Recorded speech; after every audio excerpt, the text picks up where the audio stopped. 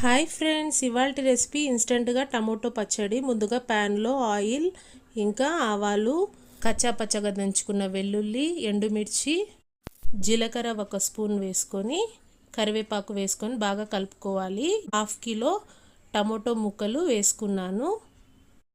ఇందులో రుచికి సరిపడా ఉప్పు వేసుకోవాలి.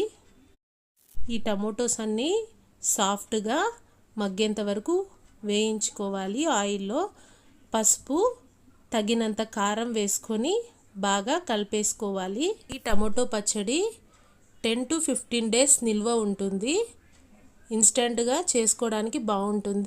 మెంతి పొడి 1 స్పూన్ వేసుకొని ఓసారి బాగా కలిపేసుకోవాలి. ఈ టమోటో ముక్కలన్నీ బాగా వేగిపోయి పైన ఆయిల్ ఫ్లోట్ అయ్యేంత వరకు వేయించుకోవాలి. అంతే, రెడీ. వేడివేడి అన్నంలో నెయ్యి వేసుకొని తింటే చాలా టేస్టీగా ఉంటుంది. Like and subscribe.